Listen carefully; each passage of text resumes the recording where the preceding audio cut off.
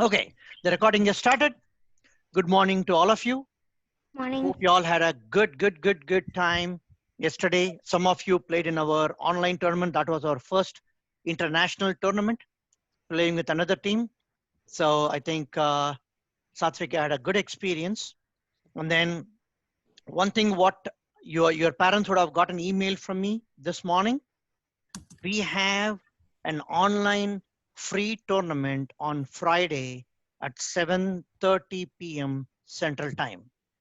I would like all of you to play in the tournament.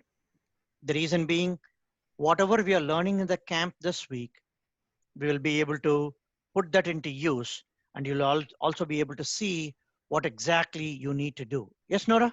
Can I send the link to Daniel? Yeah, go ahead. Yeah. In fact, this is what I would challenge you. You send that link to, I want you to bring at least one more good friend of yours to this tournament. Because again, this is a free tournament. We are all at home and your parents really want to take some time off. They are seeing you all the time. So let's take a time break off. Let them get 90 minutes of their free time while you're all playing active chess tournament. How about that? Okay. Cool.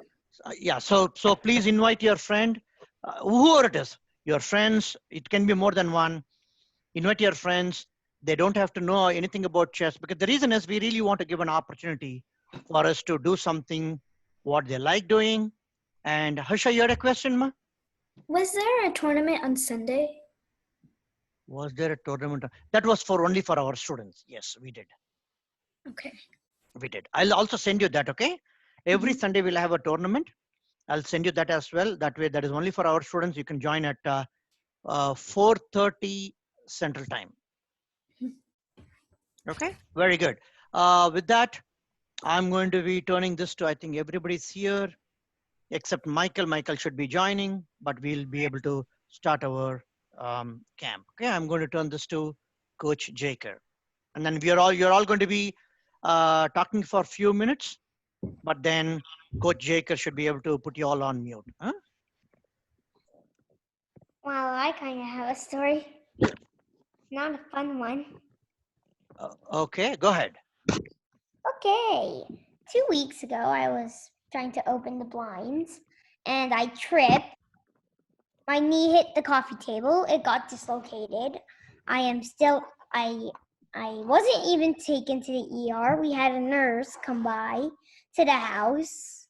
Oh, Well, are you I'm okay now? still in Are a you able to walk? Are you able to walk okay? I'm in a brace. I have to keep my legs straight.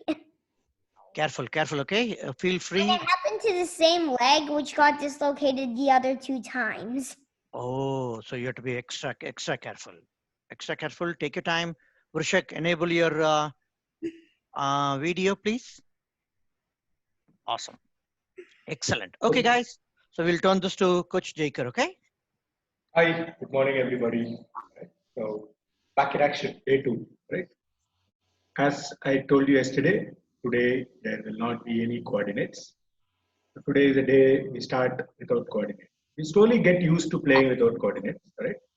And this was the puzzle which was given as an assignment. Did anybody have time to look at it? How many of you Yes. attempted? Yes, I couldn't Yeah. find the solution though. How many of you got it? I did. You did. Very good, Mukul. Satvika, did you have time? Busy playing. Yeah, I looked at it and I got it this morning and I looked at it, but I couldn't solve it. Like I Let's was solve it looking. together. Let's solve it together. I looked at it. Okay, good. So yeah. Come, Rishak. Yeah, waiting. Yeah. So did you happen to see? Did you happen to solve this, Rishak? Get idea? Yeah. So what's the first move? Bishop c4. Bishop c4 was the first move. And what was the move, Nora? What were you thinking? What was the idea? What did you think was should be the first move? I wasn't sure. I was really considering queen g4 check. G4 check. Okay. Rohit?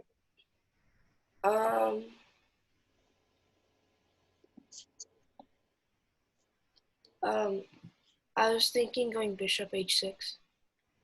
Bishop h6. Good. Rishak? Bishop c4. c4, okay. Ishan? Queen g4. Okay. Queen g4 actually does not work for the simple reason king f7 and then king will go into the center. Alright, so it does not work. Bishop c4 is actually a nice move to attempt, but bishop c4 does not give you anything because I can go bishop b5 and then it's a different ball game. So the move we have to look for is bishop h6, which is what Rohit said. Now you see that the king is basically stuck, can't move. Yeah. Mm-hmm. And then you know what to do, right? Do you?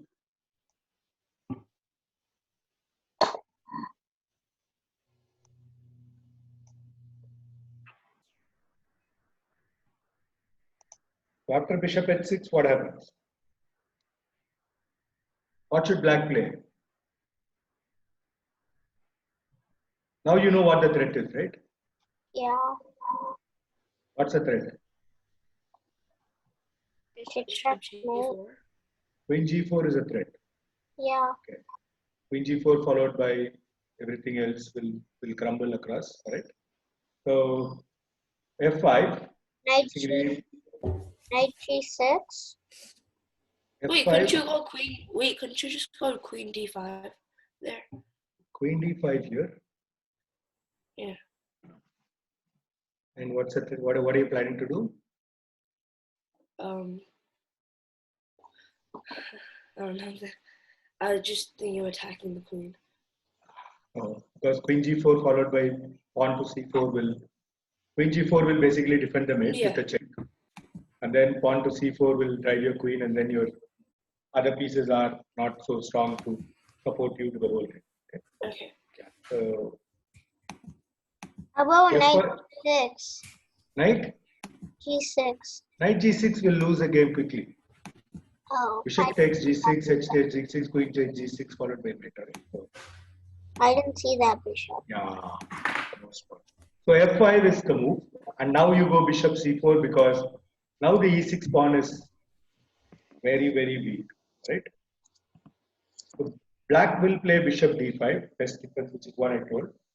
Now can you tell me what is the move which wins the game by force?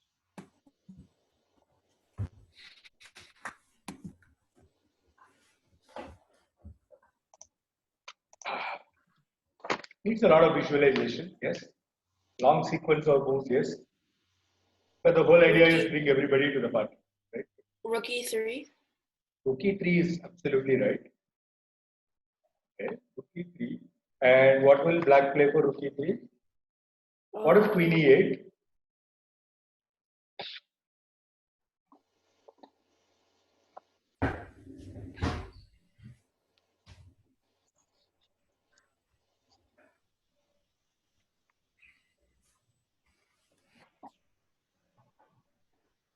Rook g3. E3, knight g6.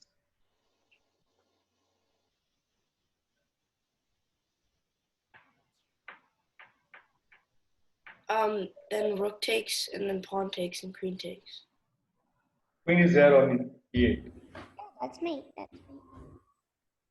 There's a queen on e8. What is that a mate? Oh, I didn't see that. Oops, oops, oops. Wake up, everybody.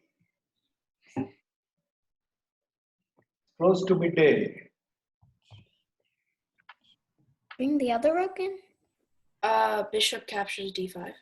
Bishop captures d5, e captures d5. Now you go rook e1. Get the other one into the party. Right? So now it works. Now rook into e7 is a threat. Yeah? Did everybody see this? Now rook into e7 is a threat because queen captures, then your rook, the bishop, rook g6, pawn g6, queen g6 is the mate. Yeah. Yeah? So it's all about getting your pieces in and then saying, okay, I've got everybody in and let's have a party. It's always very important that you get maximum amount of pieces you need to win a game. Sometimes you will have enough by yourself so that you don't have to look at too much, but not every time. Yeah, got it, everybody? Yeah. So we start with today's first position.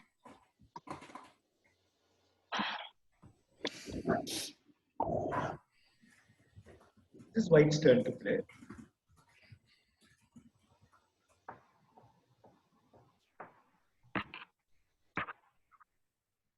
Take your time, give you 10 minutes to have a look at it.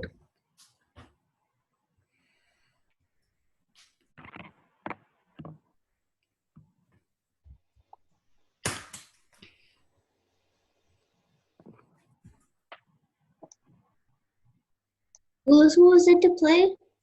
White's turn to play.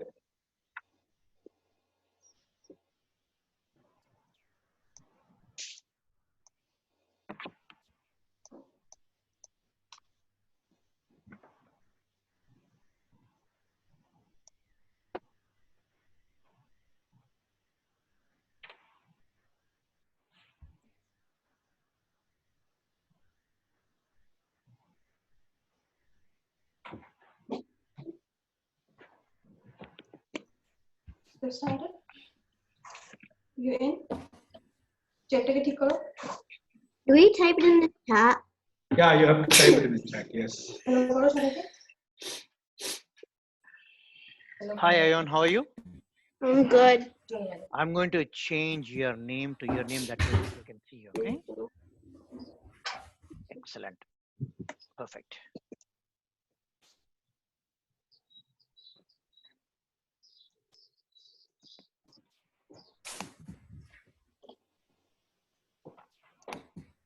It's White to play, right?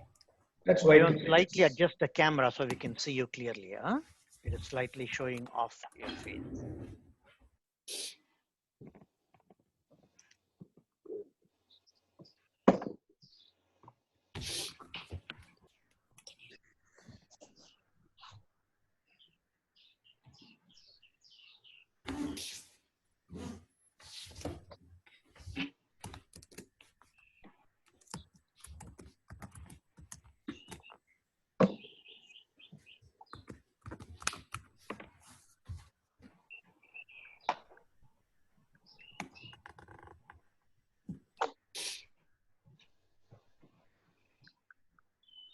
Kujaker, you want to say, because Ayon joined late, what he is supposed to do? Ayon, this is okay. So this is we are actually continuing from what we did yesterday. Right here, we are looking at a middle game position where it looks very equal, but there are a lot of weaknesses for the black here, basically, because White's pieces are all developed. It's only the advantage in development which is what helps White here, and there is a series of combination which you need to work on. Right, so it looks as though there's nothing much here, but there is, right? So I want you to basically look at the whole position, evaluate and find the best move for White here, right? A continuation which wins the game for White, right? So Ishan and Ayon, you want to slightly adjust your camera, please? For that way we have some light on you. Thank you. okay. Asha.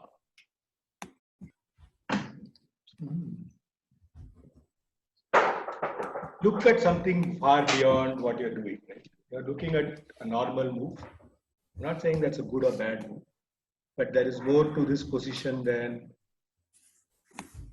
what meets the eye, right? So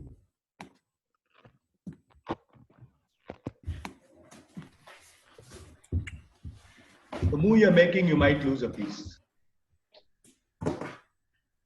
There is a threat from black where you can fork one of your pieces. So you got to be careful of what you're thinking of, right? So that's exactly what I will say. I'm not giving away anything. I'm not hinting at anything. I'm just telling you the move you made, not right, because black can then attack two pieces at the same time and win one of them.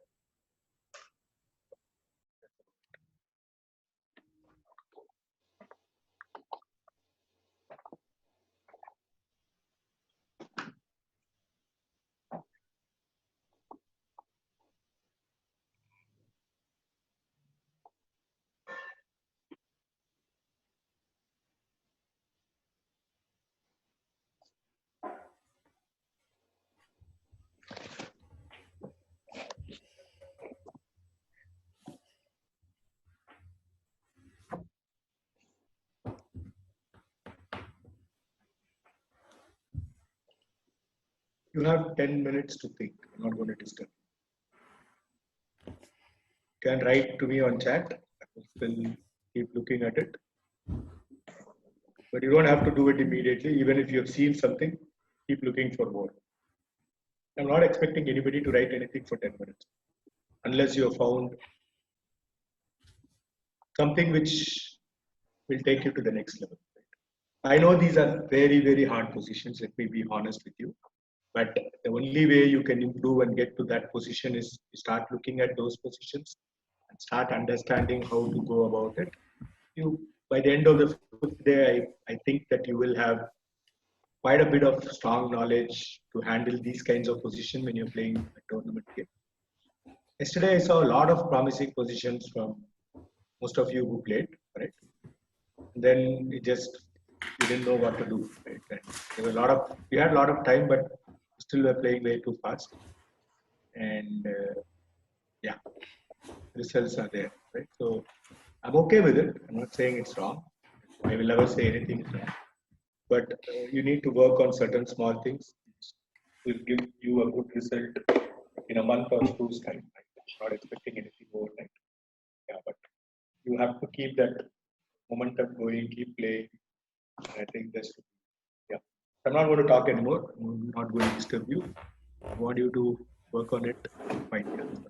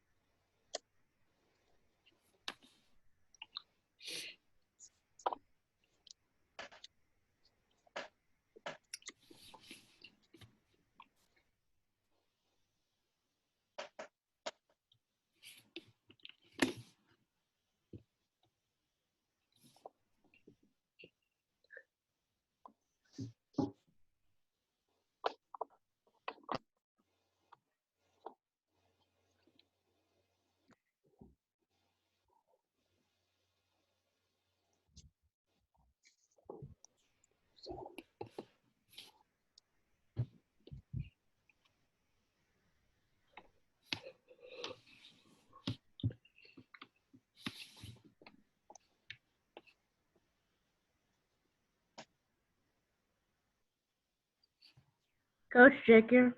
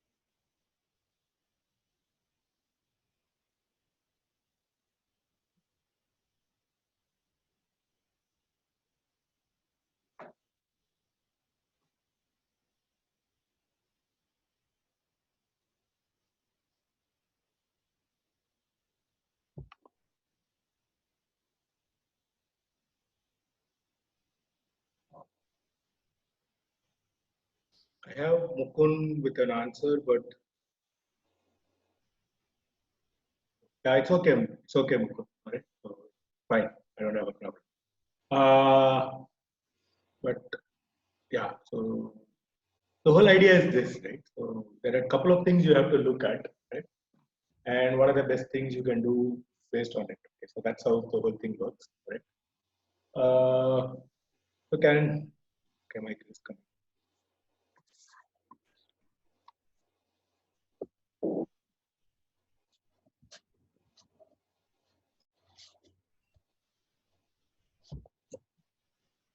Hi, Michael. Welcome.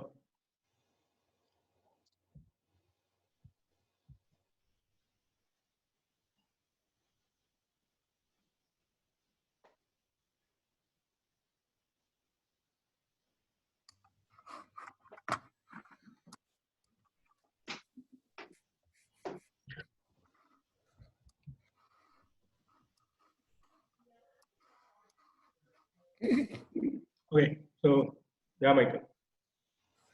This is the first question we're looking at. We solved yesterday's assignment. We just solved that, and this is the first question for the day. And we've been thinking for last little more than 10 minutes. Can you on your camera, Michael? I can see you. Yeah. My brother took the camera. Oh, okay. So no problems. All right. Fine. Okay. So you still want some more minute, guys? Want to think for more? I can give you another 5 minutes. You're still without an idea, then maybe we can start discussing. Okay, let's start discussing. So what's the first move? Who wants to go? Rook G1. Rook G1, okay. Bishop X D4. Bishop X D4. All right. And then who else? What? D4. Bishop D4. All right. So Bishop D4. Okay, so this is the point. I capture your queen pawn. Now what do you do? Yeah. Yes, I move rook to G1. Rook to G1, queen to F3. Yes. Then I do bishop. Yeah. Bishop Then F6, queen F6. bishop takes H7. Okay, king here. Then rook to G3. I don't have an idea what you want to do, but I will still play along. I give a check. Yeah. Then I move the king to E2. Right, good. Now I push the pawn. Then rook to Rook H3, bishop into H3. yeah. Still fine? Oh wait, no, not rook h3. I go to I go to I go to g5. So G5. Okay.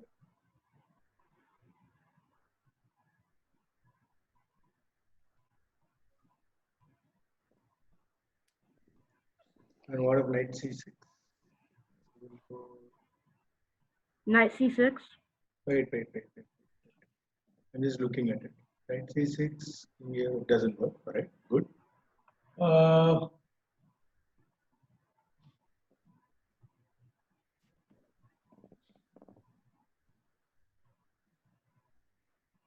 Wait a minute. Missing something.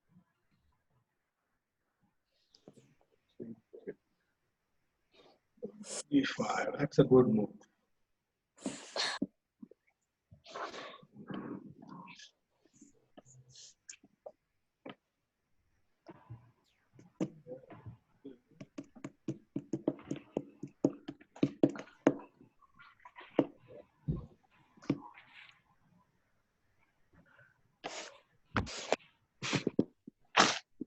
Can I go here?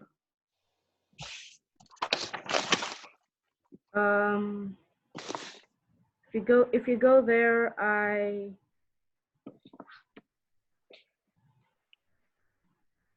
Where should I go? What? Yeah. Okay. I go. Yeah. Tell me. You go where? I go rook to h5. Rook H5. Why can't you just capture on d5? Yeah, you should capture on D5. Okay, so if I capture on d5, then the queen goes to then the black queen goes to b2. all right. So the point is, if you go H5, right? Mm-hmm. What happened? Something happened. So the whole point is, oh, yeah. Bishop B4. My bad. Let's just. All right. So Rook G1 here and here. This. And then this. Pawn push here.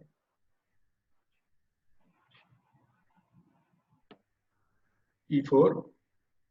If you go Rook H5, makes it easier for me because I can give a check. Capture Rook for free. Yeah. Okay. Doesn't matter. Still, I don't have to play E5 at all. I can actually do.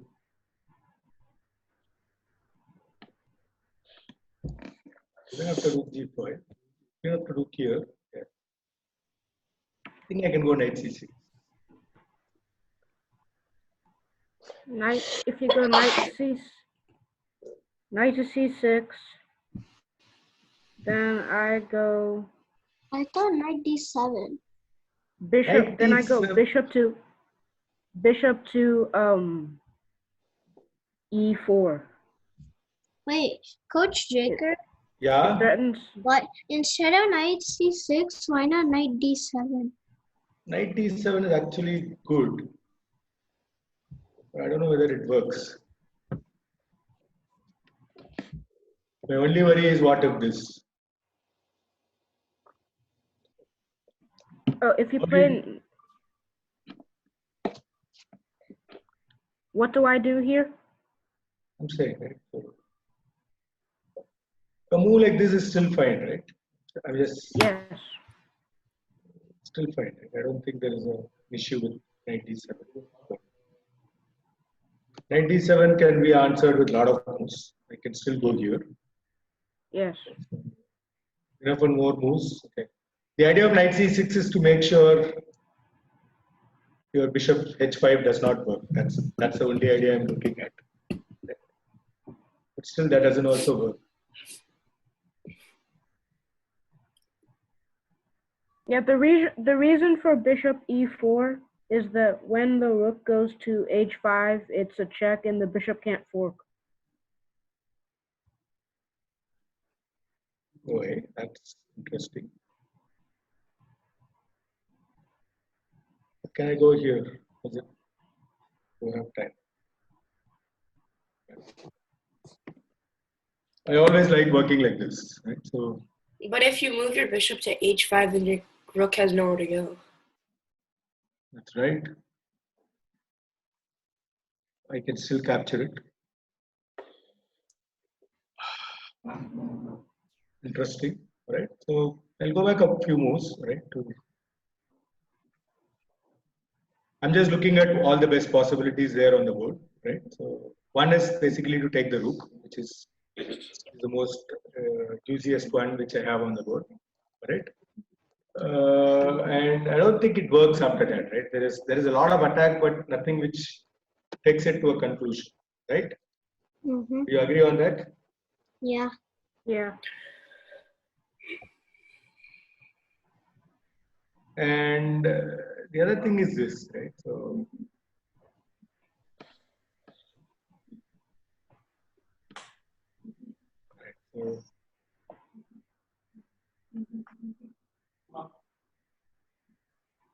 d4 best answered by knight e5.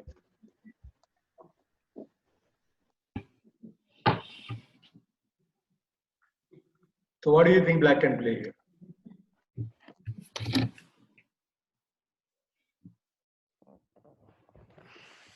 What's black's best move here?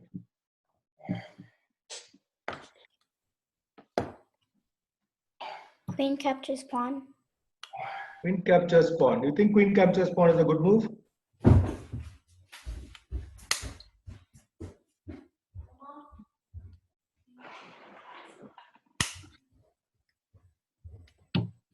No, after what just happened right now, what we went over with. Hmm? I don't think so because we just went over that. No, that was not when the knight was on f3 then. The knight is in e5 now. There is a difference. Oh, yeah. Now rook g1 is not a move. It has to go to right next to the king. It has to go to f1. Really? You think so? Yeah. Everybody agrees that after queen into g2, rook f1 is the only move on the board? No. You What is the can move? play king e2. e2 You can play bishop e4. Bishop e4, knight into e4 No, or wait, queen knight into e4. captures. Knight is a queen. I can capture with the queen. I can capture with the knight. I can capture with anything. It's black's turn to play right here, though, right? Yeah, so that's right. So we are discussing about queen into g2 as a move. That's the top of the move which everybody is looking at. But I want to know, how does white handle that move? Right? If black plays queen into g2, what's the best move for white? That's the question. Maybe the knight should attack the queen. Rook f1. Anything else? Did you castle? That's right. That's the move. Who told? Kazan? Raise your hand. Okay. It's a person whom I can't see. Triple O. And then you have all the rooks going on g7, bishop handling f7, knight attacking f7, bishop h7, bishop into d4, opening the g7, and that's it. Black's pieces are still not developed, and white pieces are all very happy to just go there and finish off the game. Yeah. Okay, so black did not opt for any of those funds. Black went queen h5. Yeah. So now what is the best move?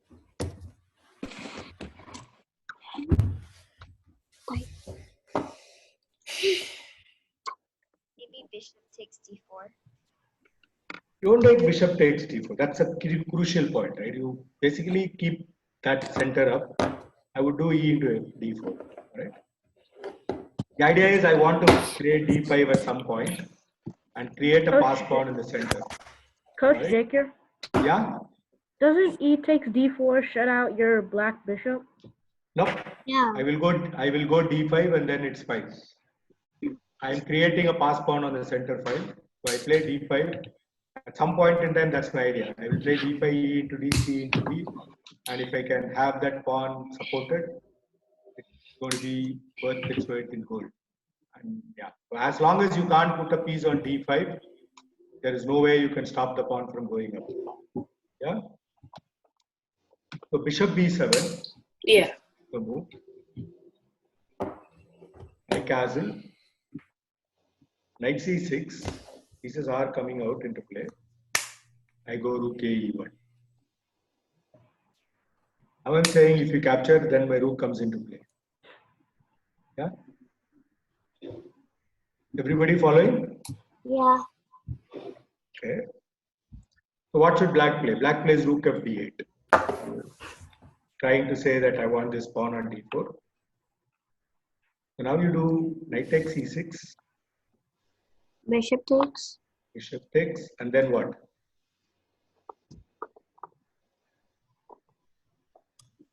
D4. 5, sorry. D5. Rook e3. Rook e3. That's what we're doing, right? Bring everybody into the party. Right? We need everybody in the party. When it's half full, it's not happening. Right? You need to get to rook h3 and start seeing f7. How about rook e5 attacking the queen? Rook e5 attacking the queen is actually nice, but once a queen moves, you have nothing else to do. Yeah, you can't go to. You don't have the h5 square because the knight is there on f6. Yeah. Yeah. See, sometimes you have to think. You shouldn't think of one move. You have to think of a plan, right? That's the difference between winning and doing something else. Right? So you go rook e5. I can go queen g4. Now your e4 is under my control because there are 3 pieces defending that square. You have only 2 pieces there. And I'm also threatening a mate on g2, which will force you to create weaknesses on the board. And then it becomes hard, right? So you won't allow any of that to happen. Right? Don't give opponent a chance. So basically the idea is do a rook lift, go to h3, so rook a c8. The 2 pawns in the middle are basically called as the hanging pawns, though they are connected. The possibility is that since there is no pawns on either side of them, the pawns can be attacked. These are called hanging pawns. There is a whole concept of playing with hanging pawns and against hanging pawns, which we will try to cover in some of the camps. Right? We have a lot of themes to look at, so this is one of them. Yeah. And now what should white play?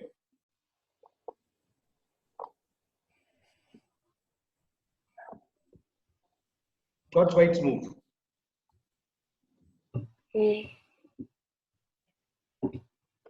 What? Nora? Maybe d5? Why? Rook. Why did you go rook e3? Rook C3. I mean bishop c3. Why bishop c3? Rook G3. F1. Rook G3. Why not rook h3? That's my question. Why not rook h3? What? That is a good move, right? You have 3 pieces attacking the h7. Right? You have the bishop, the queen, and the rook attacking h7. The only move on the board for black is to Is go. g4, yeah. And what should white play here? Bishop takes. Bishop It's 7. h7. Now bishop takes. F4. F4. Okay. D5. Attacking the bishop. Okay. D5. d5. See, the problem with d5 is I can capture the d5 with my bishop. Yeah, and then you take the knight. And remove With the, what? and the pawn takes. There is a queen into g2 mate. Michael, don't fall to these cheapos. That's the worst thing you can do on a chessboard. Oh my. Oh my, that's the problem. Wake up! That's a simple one more threat on the board. Black is basically busted here. He's trying all the one more cheapos, hoping that you don't see it, right? That's precisely the point. How do you defend it? How do you defend the mate? The most easiest way to defend the mate. Rook G3. No, I F6. want the rook to be attacking. I will play F3. I want the rook to be attacking this. So that's the point. So Queen F4 happens to be the only decent move on the board. Now I go. Bishop captures. Wait, couldn't you just go F4 and then the queen is protecting it? Nope, you can't go. You can't. That doesn't work. F4 doesn't work. Simple reason I can play G6. Yeah. So I will want to drive the queen away. Queen F4 is forced. Check it H7. Knight captures. Knight captures will lose quickly. Yeah. So King F8. I come back Bishop D3. Coach Jacob, Yep. why can't you play A4 threatening Bishop A3? Right now. Yeah. Right now, it's a good idea, but the point is you need to make sure your bishop gets back, right? Because I can play some point in time G6 is a threat, right? At some point G6 becomes a threat, and hence I would not want to do that right now. It's a good idea, but the whole idea is that. So first thing I do is go Bishop D3, right? Black is now threatening to get his pieces back into play. So he's getting his rook out,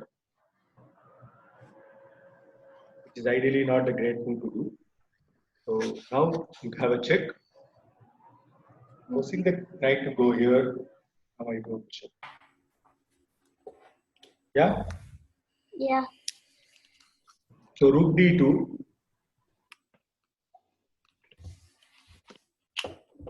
Queen C3. King E7. Yeah, so white is clearly winning here, right? He doesn't want to take any free pieces. He plays the move which Michael likes most. A4. Now you're basically getting the king out, luring the king into the open, right? Yeah. Queen G5. And what do you play here? You move the bishop to G3. Yeah. Always have to be wary of the mid. Once bitten, twice shy. So Queen C5 check. King H1. Rook F2. Bishop A3. Bishop A3, and then you win the game. Good. Yeah, a long variation.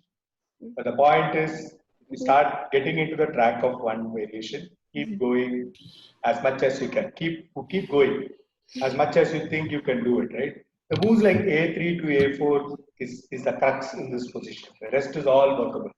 The one move which you can't visualize when you are calculating the whole sequence is move like these, the intermediate moves which you play between, which can ideally open out the whole position and give you a complete different perspective. Right?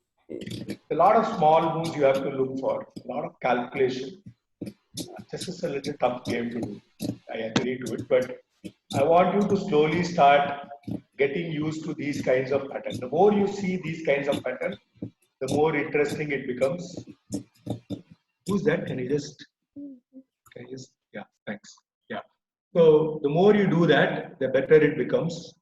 And basically, from a position which was looked what, right?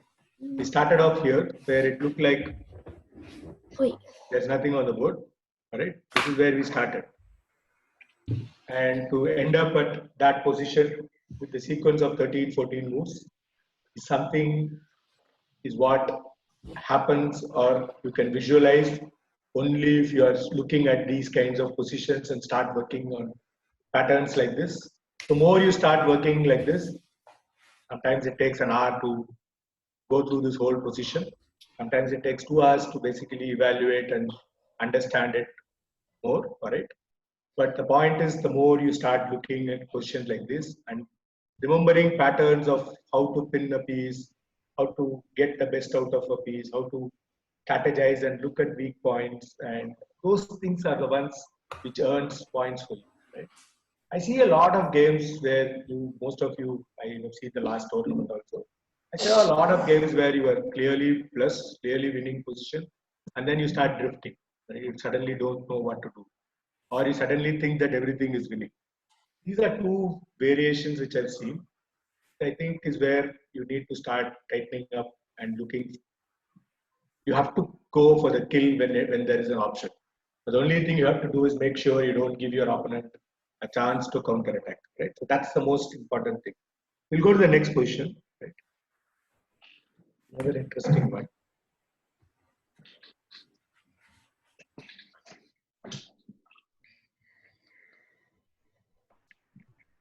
You have to find what is the weakness. That's the most hardest thing in this position to do. And a concept which I have not covered. I presume that some of you would have heard or whatever. I will anyway not tell you what it is, and I'll give you 5-10 minutes for you to look at it, evaluate. The only thing I can tell you is white is winning. It's clearly winning, right?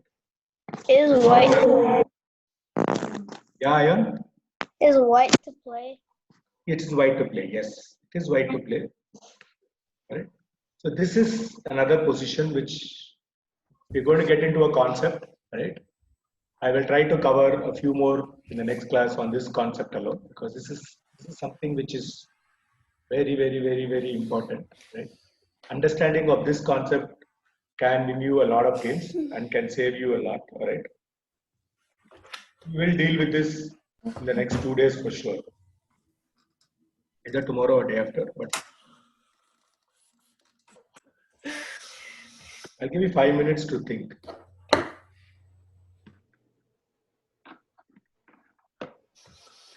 I'll give you more than 5 minutes to think. Yeah, you can If think. we haven't answered, we put it in the chat. Yeah, that's right. Have a move here. And what is the weakness you found? I want to write you for you to write in words. What do you think? Why do you play that move? What is the weakness? What are you working on? What is the plan on?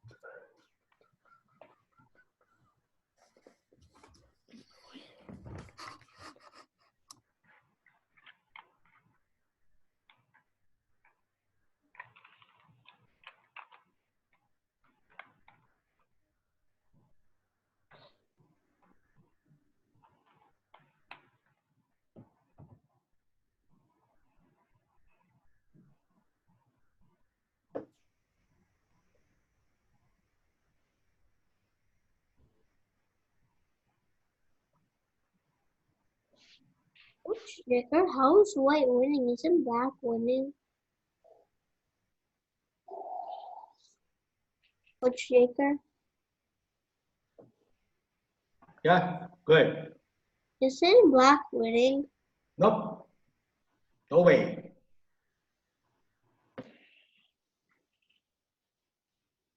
No way. And that's why I said this concept is something you have to understand.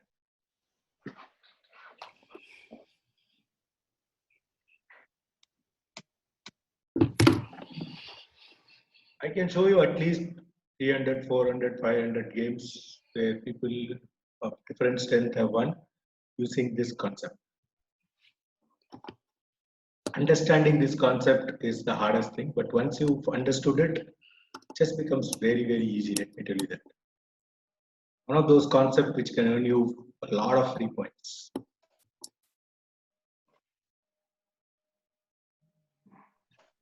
but it takes a lot of time mastering this. That's the toughest part of it. I can't do it. If you give me 10 days to do only this concept, I can do games after games after games after games only on this concept alone, and you would still feel that you need to know more. Right?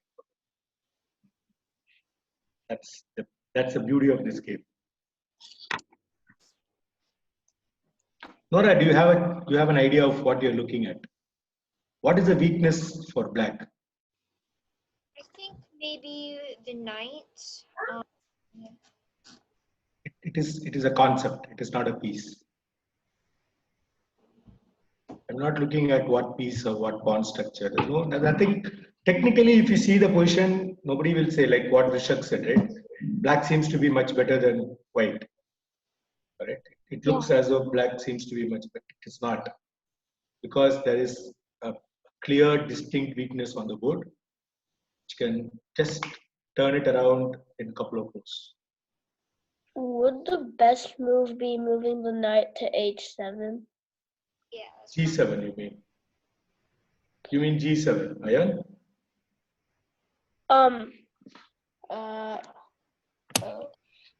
Knight from F5 cannot go to H7. It can't. It has to be a bishop. Bishops don't jump over. h7. Knight can't go to H7 is what I said. Knight is on F5. Knight right? G7. Yeah, Knight G7. Right? Do you think Knight G7 is the best move?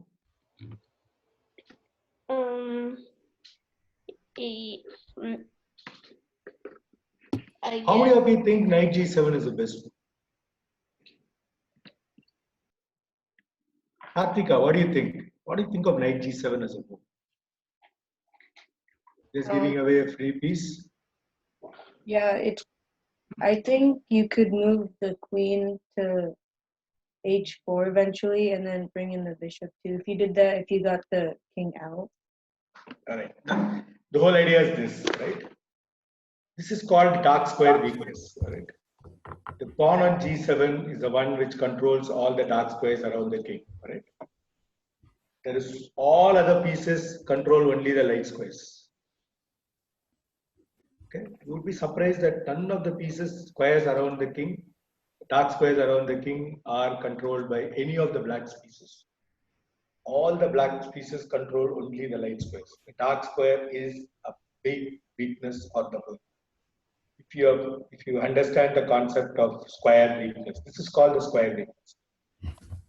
I can show you at least of 300 games where people have lost from a seemingly equal position just because they have the square weakness. And this usually happens when you fianchetto. Okay, you play G6, Bg7 kind of structure, and then lose the bishop. If you have to exchange off the bishop, then you have this weakness, square weakness, color square weakness around the king, and the opponent would just massacre it. And the game would just end quickly if you're playing against a star. That's the whole theme behind it. Right? So king captures, queen h. First I do is I eliminate the f6. Right? So this is what I do. I eliminate your f6, and if you capture that, then everything is easy. Yeah. So I go queen h4, bishop h6, and then there is mate. You can't stop it.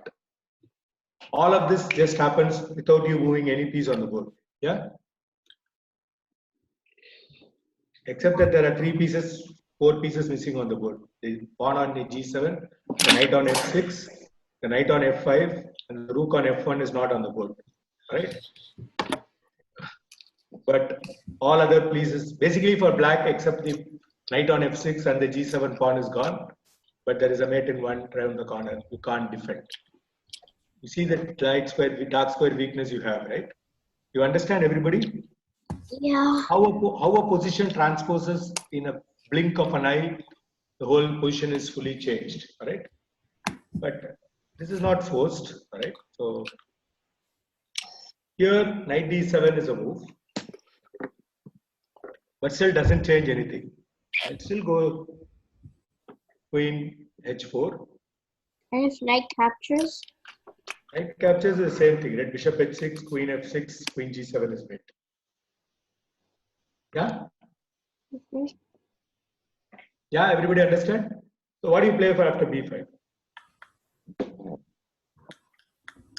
Can you just type in the answer, please? Black is played b5. So can you? Bishop h6. Can you just type it out, please?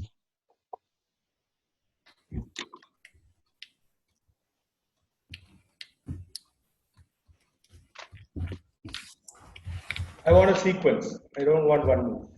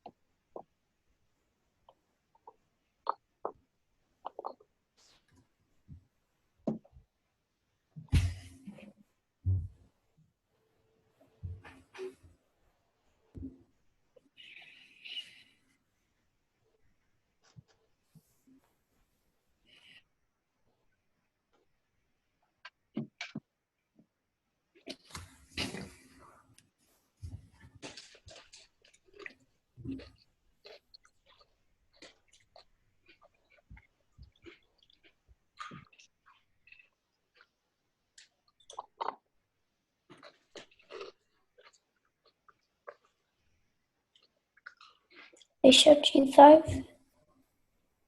Bishop g5. Says who? Harsha. Harsha. Bishop g5 is actually an interesting move. Rook takes g6. What? Rook takes g6. And what's the idea? To open up the king's file. All right. And then what do you do? What do you plan to do after that? Then Rook takes g6, h takes g6, and then? What if you go bishop b3? Bishop b3 is actually a good move to look at, right? But what do you want to achieve by going to b3? And then, okay, then rook goes to e8, and then bishop goes to h6, and then king has to go to h8. All right. The most best thing to do is go bishop d3. Exchange the only defender before the king. This seems to be the only piece which is different, holding the whole king side together. All the other pieces are on the queen side or not in time to help the king out. Right. So what I'm doing is I'm going to exchange the piece or force it out. Then giving an exchange, I'm going to basically use my piece to do that. Right. So king d8, queen d8. Now what?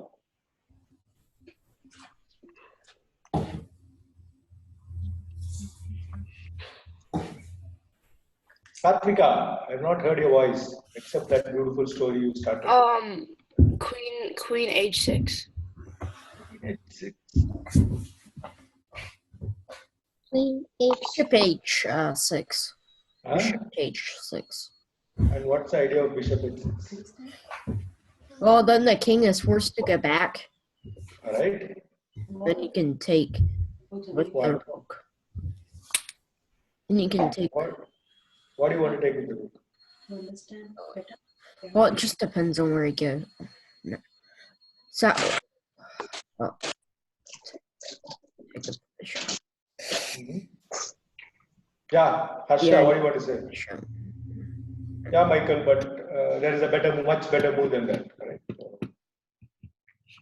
Does queen h6 work though? Queen h6 actually, I wouldn't say it doesn't work, but there is a much better move. Sometimes you have to keep attacking. You have to get your pieces into play, but also keep the threat going. That's the most important thing, right?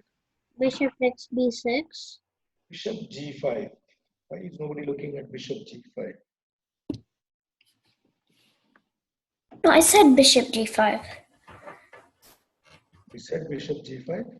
Yeah. Okay.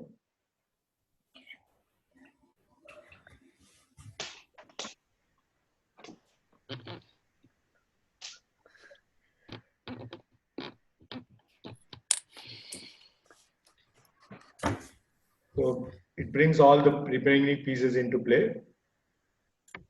Yeah. Yeah. And what's the move?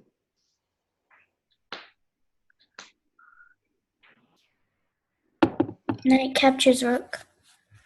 Knight captures rook. Isn't that losing immediately? Isn't knight captures rook losing immediately? Yeah.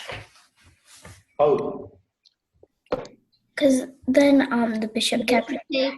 No, d7. I mean, I No, thought knight f6 was a Rook good move. takes is not immediate win.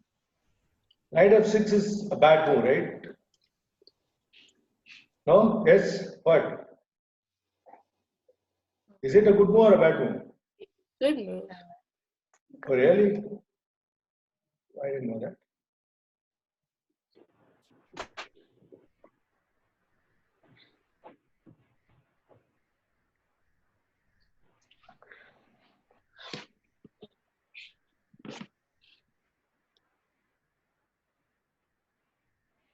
Then you go bishop e7. I can go bishop e7. Yeah, I can do this also, right? And then now you do what you did in the first variation. That's right. Yeah, I do it here. So you go bishop e7 here, right? Bishop g5, you go bishop e7. And then you go bishop into g6. Take the defender around. H into g6, then you bring this. Everybody enters the party. That's the most important thing. Or H into g6, you can go queen h6 first.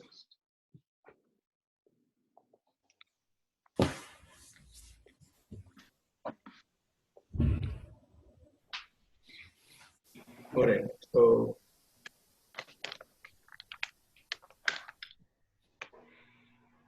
there's another move which is more interesting here, right? I'm just going at every possible move, right? So bishop d3, instead of going queen d8, what if rook f d8? Or rook f e8?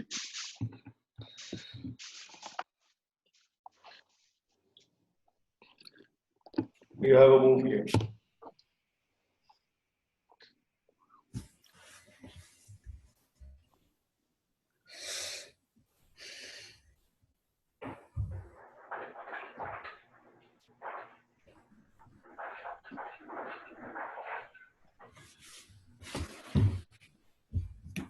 It's white to play, right?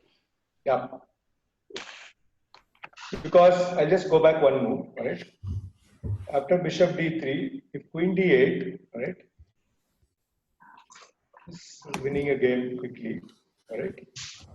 Queen check, king here, followed by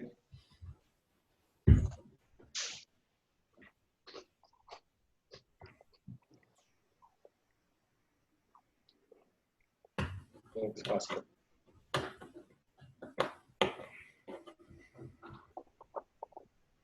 I think this works faster, right?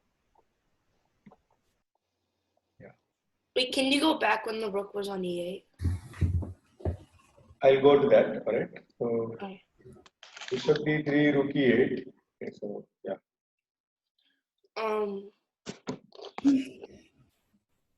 Then I would go rook f3. That's right. You go rook f3, get your rook back. Queen d8. Kartika, do you understand? Are you following? Or is it way too far for you?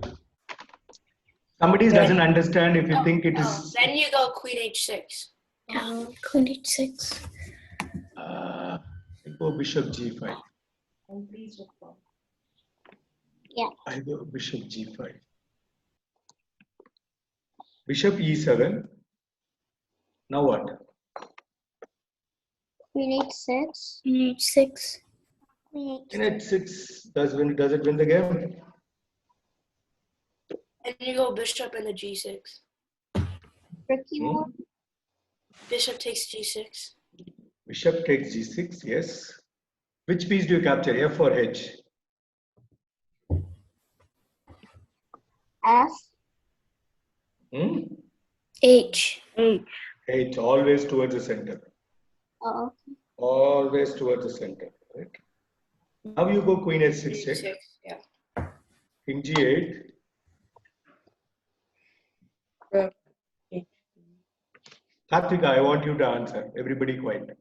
What's the move for white? What's the simple winning move for white? Rook H3. Rook, H3. rook H3. Wow.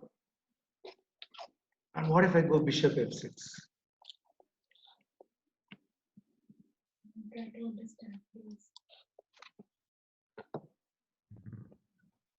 You exchange them. Nope. You go Rook F1. Yeah. Get all your pieces in. This is what we've been doing since yesterday. There is one piece which is still not joined the party. A party, as we saw yesterday, is fun only if everybody joins the party. All right. You get every piece. You need to control squares. You need more pieces. That's the reason why you don't exchange pieces when you're playing a game. All right. You don't exchange pieces when you're playing just because of this. You need more pieces when you have to keep going. When you keep attacking, opponent will obviously defend. Right? So just because you're attacking, you're not going to give again. If you have more pieces, if you haven't exchanged pieces, you can keep adding more pieces, get them into squares from where they attack, and make it a position where they can't defend. Right? You push them to a spot where they can't defend. Rook F1, there is no way the H8 square can be controlled from now. Because I will capture with everything on F6 and then get my queen to H8. All that I have to do. I have to find a way to get my queen to H8 and I would just do that. Yeah? Get it, everybody? Yeah. Yeah. Sure? Yeah. Yes. You want me to go back to check on anything? Any doubts in the whole variation? No. No. Is it way too hard to visualize? No. Yeah, okay, Nora, good. That's good. Harsha, how about you? Yes. Too hard to visualize, right? Mm-hmm. Yeah, but the point is, at some point you suddenly start getting the ideas, right? After a couple of moves, or maybe see after this position. Let's be honest. After knight into G7, did you start liking the position after queen went to H4 for white? Yes. It became slightly clear that suddenly you are into a position from where you can start to look at attacks which are coming, and then you start to see which are the pieces which can coordinate, how to put pieces on the right square. There is something which you have to which we learned here in this, which is the rook from F6 came back to F3. Sometimes you have to bring your pieces back and then put it on a squares from where they can be more effective than from squares where they are not effective. All right. So that was something which is what we saw, but that's a learning which you need to do. You have to understand that pieces sometimes have to come back. It's something like they say, right? A tiger basically goes back only to attack, right? So you have to go back to rejuvenate and get your pieces on the right square so that you can continue the attack. The force of attack has to continue. You can't stop. You can't slow down. That's the most important thing in chess, right? And there are a lot of things which we do, right? When you have to calculate a whole variation, when you have to do a lot of things. So you use different techniques to do it, right? So we're going to see different techniques where we are using, right? Here we are doing a simple calculation. We are looking at 3 possible candidate moves and looking at which is the best one and why it is the best one. Looking at basic differences which you need to do. And today we saw something new, which was identifying square weakness. So the dark square was all colored square weaknesses. The first to actually look at it and use it as a theme was a Russian player called Bronstein, David Bronstein, a very strong player. Yeah, so he was one of those great players who had a huge vision of looking at positions and understanding. I would basically, if I'm just giving you some ideas of whatever it is. There are a few strong players of the classic period, all right, which is before the 70s or before 75. If you take, I would say the last of the classic players to be Fischer. Yeah, but there are people before him, right? Take the golden era, which is from Lasker in 1927 down to maybe Tal or. Okay. Wasn't Tal Excuse me? wasn't Tal an attacking player? Tal was a very attacking player. He was attack. See, the point is this: to be an attacking player, you have to know tactics much better, and you have to be a very positional player. Positional understanding is very, very important if you have to be an attacking player, because you have to see the best of the attacks and the best of the defenses. Right? You can't just go blindly attack and then lose all your pieces and have nothing to mate. There are games where Tal is given everything except have one knight and a few pawns to give a checkmate. He gave some 5-6 pieces, just sacrificed 5-6 pieces, got the king out, and then gave a checkmate. Right? There are brilliant games of you can actually go check it out. But the point I'm trying to come to is each one had a speciality. Like you look at Capablanca's games. Capablanca's games were so informative that he never had to play a lot of middle games at all, even against strong players. He would transpose a game from the opening to an end game straight away. Something which is very, very unique in chess style. I haven't seen anybody do it. Morphy was much before that, right? Morphy was a genius much before that. Okay. Morphy's period, there was an opening as a theory there, right? So people played very obscure lines and stuff like that. So people in today's engine world, Morphy's games are good to look at, good to teach kids. But for you to follow and be following Morphy to be a champion, I don't think so. Right? He's good. I'm not saying I have no complaints about his games or nothing bad about everything. He was good at his time, but his time was much different, right? Talking of Lasker had a huge strategy and stuff like that, but I'm not talking about him because it was again much before that. Okay. So I would say start with Capablanca and then move to Alekhine. Alekhine was a very strong attacking player. And then I would move to Petrosian, a very defensive player. Botvinnik had everything in him, right? Very strong. These are all the Russian grades. And then you had Tal. Wait, how about Alekhine? How about Alekhine? That's what I said. Alekhine was a very strong player. Right? Alekhine was a very attacking, strong player. Right? So, poor, he died very early. Right? So I didn't engage. Right? So then you had Tal, and then a bunch of others. Right? So I like a lot of games. I like to see a lot of classic games.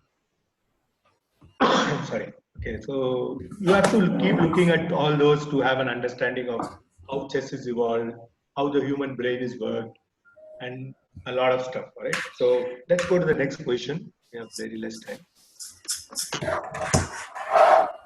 Oops.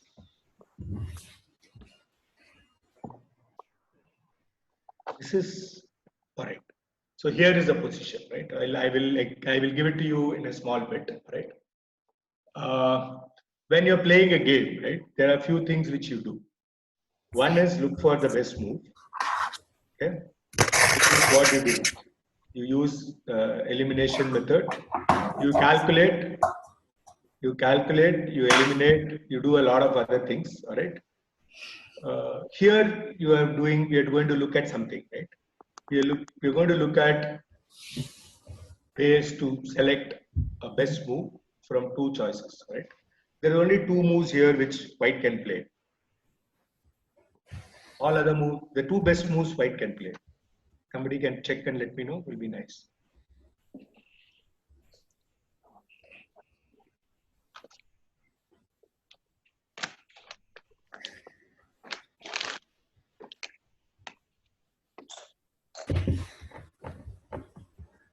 Basically compare two moves. You basically have to compare the two moves and see which is the best one, right? Just give me a second, right? Keep thinking and just. It's white to play, right? It is white to play, yes. There are two moves which white can play. I first want you to find out which are the two moves, and then I will come back to you again. Right? We put in the chat. Yeah, please do. Yeah.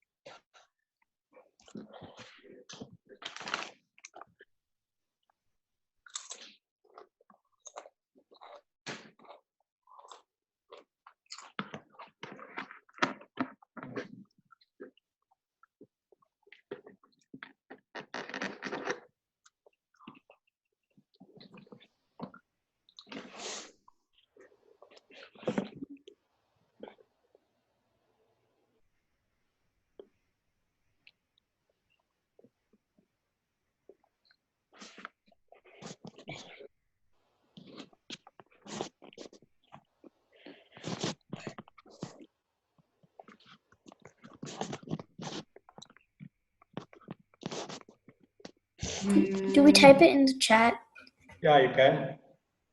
or can we say it out loud? Better that you type in. Okay, you can tell it out loud. It's okay. Yeah, tell it out loud. Rook h6. Rook h6 is actually a good move. I wouldn't say it's not a bad move at all. Right? But the whole idea is there is action on the other side of the board. Right? So you first need to fix one side of the board before. Rook h6 is good, but it's not going to help you win the game. Right?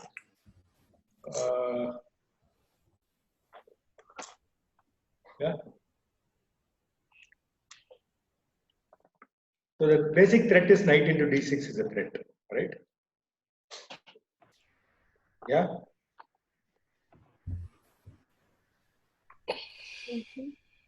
Knight into d6 is a threat because after whatever, right? So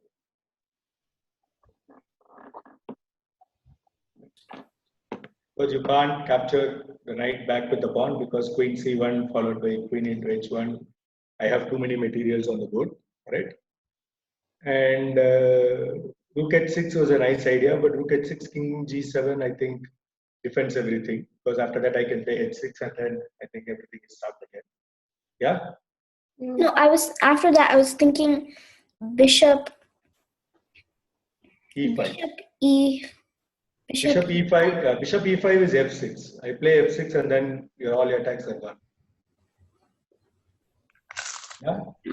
The knight's so the whole idea is, yeah, it's all there. But to stop that whole this thing, the only move on the board is to play either queen a4 or queen b4. Right?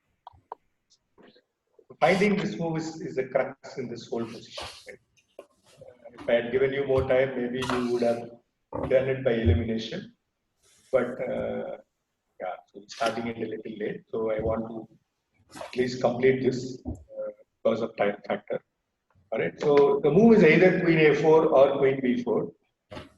One of them is clearly winning. The other doesn't win quickly because it gives black the time to escape. Right. So the move we are looking at is queen d4. Queen b4 is much better than queen a4 because queen a4, king can go to g7 and then there is no attack. Right? So that's the whole point. Okay? Can't you just go to king g7 right now? What about king g7 right now? Then start losing? Is this not losing? What if pawn push? I played c6. Queen 6. Wait, no. Queen.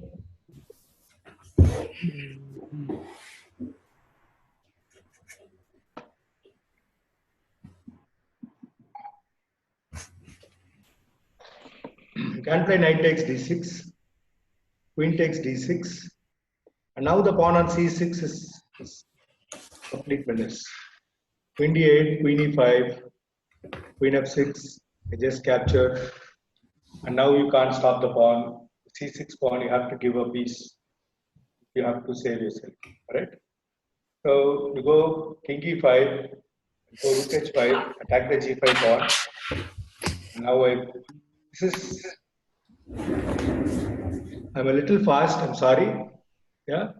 But after this you're lost because now I can go rook h1, capture the h7 pawn, and I have two pass pawns on the side of the board. Now basically what has happened, the bishop is basically made sure the rooks aren't connected. Yeah? I go rook h1, attacking the h6 pawn. You have to move out. I think from here it is winning, right? Mm-hmm. All white pieces are in coordinates to each other, all right? I will do this tomorrow also, all right? Okay. There is more to it than. And instead of rook g7, if you play knight d6, now what?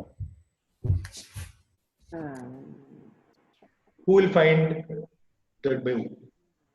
I will give you 3 minutes time. Nora, I want you to first go.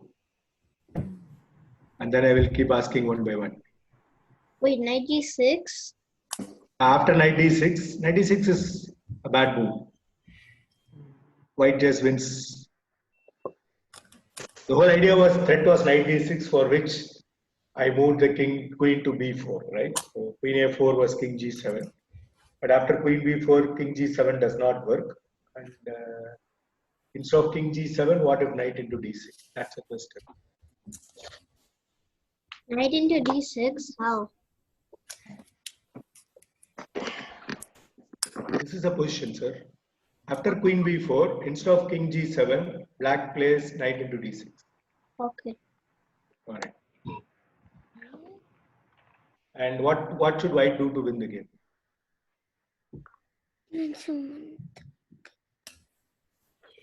Harsha, you want to try? Harsha, you want to try?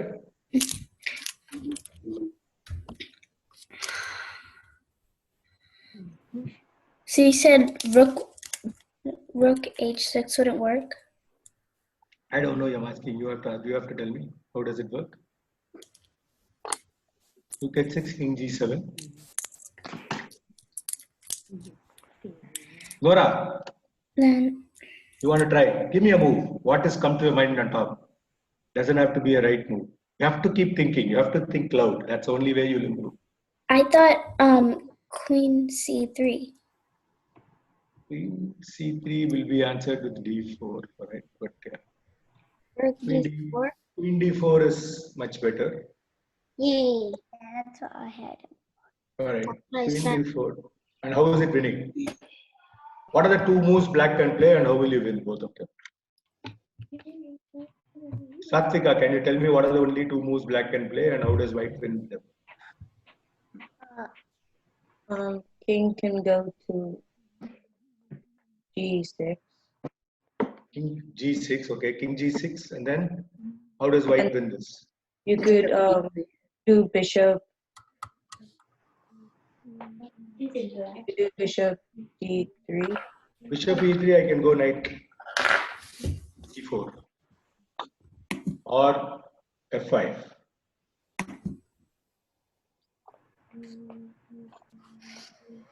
Nora, can you tell me how does white win this? Oh, that's Ah, now you found out. Good. Michael, keep quiet. It's rook h6, Yeah, I know. and then when the king takes, it's queen to f. Yeah. 6. You have to see the mates. That was King E7. King E7 would lose because I captured D into C into D6 with a check, and then take your Goodbye. queen for free, and then I castle and safe. Yeah. So.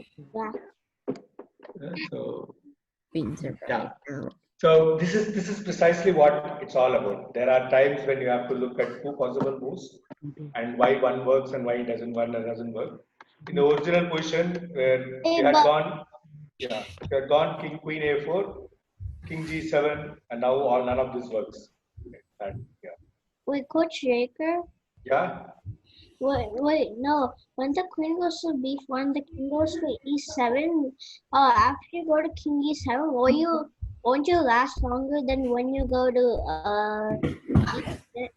G? What is the idea of lasting longer without a queen on the board? What do you gain by being? Suddenly they stopped working. All right. So what? Okay. So what? If you think that it can last longer, good, you can. But I don't think that's going to help you much. Yeah. So 96, queen check, queen here. Whatever. You capture this, I capture. You're still going to lose quickly, right? What's that you have? I can go king d2 also, not an issue.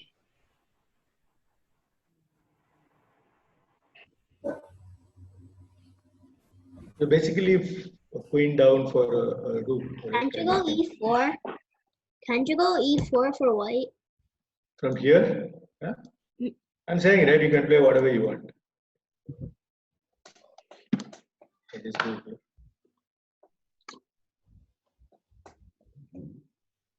This is winning by all counts, right? So it doesn't have to analyze all of this. Yeah? So the point is this, we will get into a few more of finding the best move of the two, which is what we look at. We will look at some more attacking, and we'll also look at square weakness, right? There are three things which we will look at tomorrow, day after. All right, and the last day we will have a mixture of whatever we have studied, understood. I know this is a very, very tough subject, but I'm giving you a lot of ideas of what happens and whatever, so that when we actually get to work on those, you will be able to look beyond what you're doing right now, beyond the one move, two move. You're looking beyond that. That's precisely what I'm working on, and I want you to get there. Okay? Yeah, Balaji, yours. Yeah, thank you. Thanks, Jaker. Thank you, guys. So our ritual continues. I think it's already 1 minute past our time, but let's take a minute. Half a minute maybe. Rohit, please come on video. Let's see what you learned today, how you are planning to apply. Before you answer that question, if you have not signed up for the Friday online chess tournament, please ask your mom or dad to sign up, because we really want to make sure whatever you're learning in the camp, you're able to put into use. And then also, I'm challenging you to invite one of your friend or two of your friends to join our online free tournament. So feel free to send it to anybody who wants to play, who loves chess. So that way we can have a good chess playing community online. Okay? For the kids, by the kids. Okay, so let's start with Nora. What did you learn today? How are you planning to apply? I learned about the dark square weaknesses, and I think that I can apply it in a lot of different games so that it's much easier to play. Excellent, excellent. Vishak? Even though I learned that even though your position is like a loss, there's a win in the position.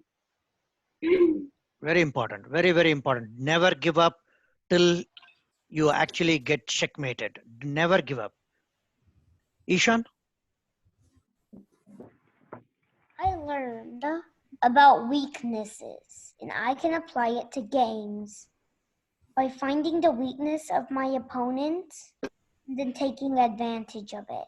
Excellent, excellent. Ayon? I learned about the dark square weaknesses, and I can apply it and use that as like my tactic when I play in games. Excellent. Satvika? I learned about dark square weaknesses, and Mhm. I can apply it when I play games. Very good. Okay, Mukund? I learned to visualize 10 or 15 moves ahead, and I can apply that in games to win. Very good. And then Michael?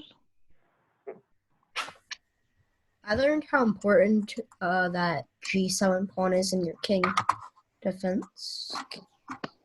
Excellent. Husha?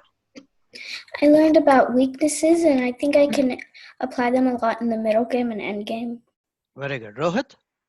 I learned that you should always like visualize your moves like multiple moves ahead, because if you're just thinking about one move, you might not see a move that would give you an ultimate like win. And I Very can good. apply that by like just visualizing ahead in games, and it'll give me like some free points. Excellent. Excellent, guys.